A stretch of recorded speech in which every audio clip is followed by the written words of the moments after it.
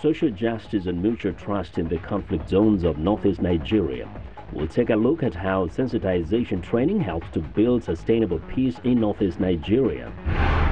With illegal trade pushing hundreds of wildlife species to the brink of extinction, the United States and dozens of other countries pledged to treat wildlife trade as a serious crime. Mali launches a disarmament, demobilization and reintegration program through which ex-combatants become part of the peacemaking process. Africa 54 starts right now.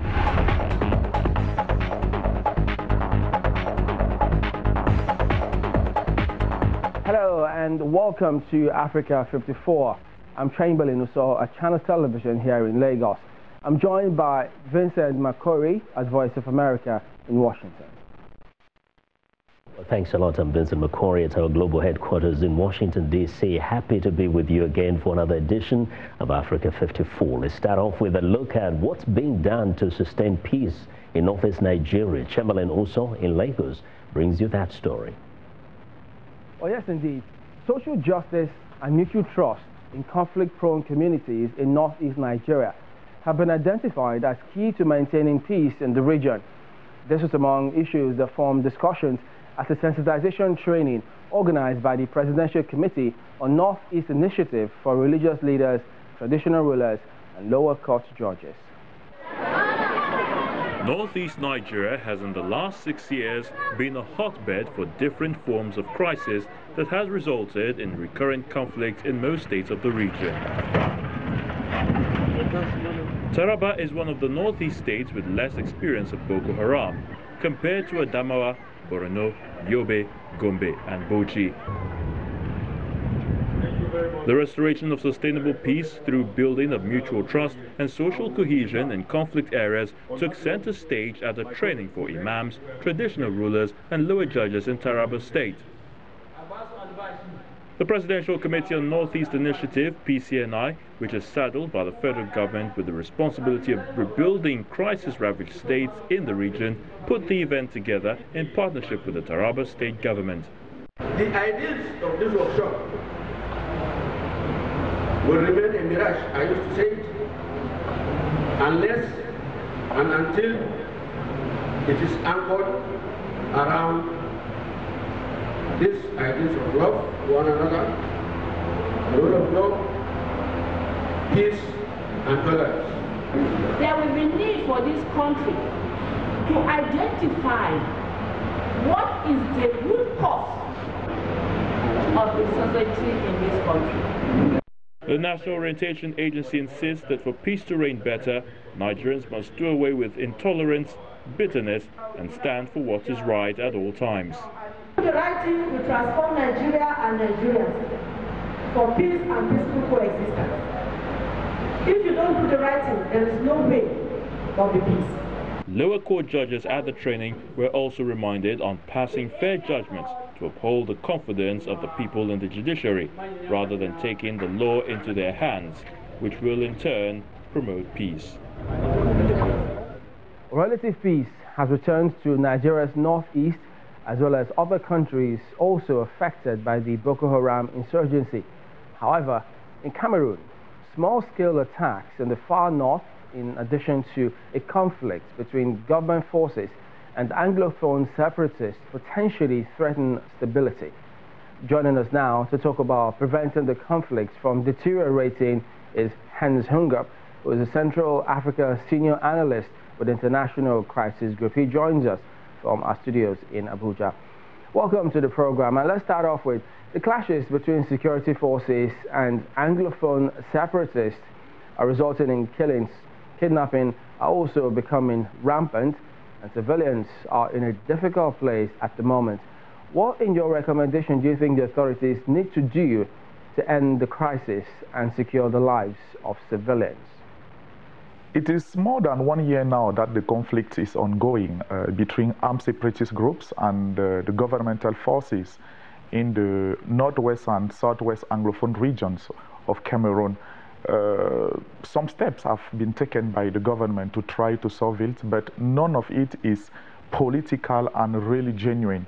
we definitely think that the question of dialogue, even if it is a word that is coming up in all conversations, need to be straight put on the table, an inclusive dialogue that will include all the fringes of the Anglophone movement with the Cameroonian government.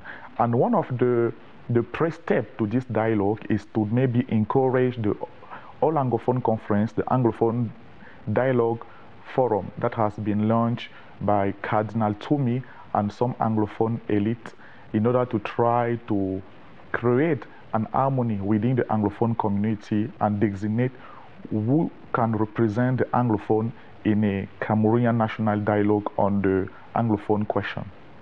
Now, trust is a very key component to build in communities affected by violence. What can be done to quell the tension in the English-speaking region so as to avoid escalation of this entire scenario? I think there is a need to build trust among the different protagonists and also try to de-escalate the conflict. We at the International Crisis Group have thought that before even reaching a kind of national dialogue on the Anglophone issue between both parties, there is a need for the Cameroonian government to take some measures, like, for example, freed some of the people arrested, including those that have been extradited in January 2018 from Nigeria to Cameroon. That could include also different measures like reconstruction of some of the villages that have been burned down by Cameroonian military during operations there. There are some steps that are needed to build trust within the party before even getting into the dialogue. And this step should not be taken only by Cameroonian government. The Anglophone separatists themselves also have to move from a kind of radical approach. And one of the concessions that they could make if the government is going toward these gradual de-escalation steps is maybe allowing schools to be reopened in the Anglophone regions. As maybe some of your viewers could be aware of it, it is more than 2 years now that the interim government of the Anglophone separatist group has launched the no school action in the Anglophone region. The government has been asked severally to engage in dialogue with the Anglophones. But how viable can this option be, considering the stance of both parties? It's difficult to reconcile the two stands, but definitely it is possible. The problem lays in the fact that for the government, there is no possibility to discuss the issue of separation, and even the issue of federation remains a kind of taboo within the government of President Biya. And when you take the stance of the, let's say, the English-speaking elite, particularly the separatists, they consider it as an international matter. So they say there should be someone like the UN or African Union or a big power playing as referees for this talk. And those talks should not be held in Cameroon where they don't feel safe, but should be held outside of Cameroon.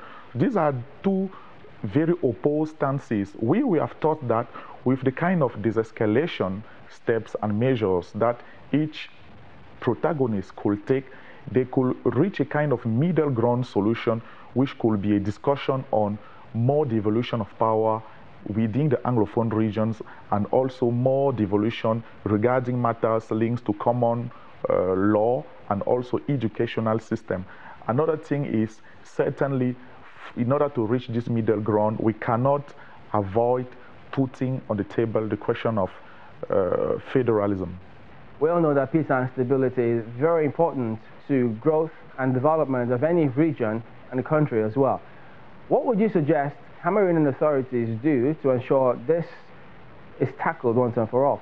The reality is that the Cameroon Anglophone crisis is already becoming a Cameroon crisis in the way that is threatening Cameroon's stability. The GDP of Cameroon has moved from nearly 5% of growing rate to 3.5% of growing rate, and it could be going down and down as the Anglophone region contributes significantly to the Cameroonian economy. Even politically, the international image of Cameroon, and there are many, many dimensions that we can evocate as such. So there is a need for Cameroonian government to take much more seriously this crisis and emphasize on the political resolution of this crisis, passing through dialogue, but also some confident some measures to rebuild confidence and trust within different protagonists. That's why as crisis group we think that given the level of opposition within the party, there is a need for the international community to significantly re-engage in this conversation and pressure both parties, which have shown that they could be very sensitive to a very intense international pressure. All right, then, Hans Hungup, Central Africa Senior Analyst with International Crisis Group. Thank you for talking to us today on Africa 54. My pleasure. Well, we want to know what you think about Africa 54 and the stories we covered. Join the conversation on Facebook. The address is Africa 54. And check out our headlines 24/7 on voaafrica.com. Now, coming up, supporting smallholder farmers in Nigeria, the Anchor Borrowers Program creates investment opportunities for smaller outfits.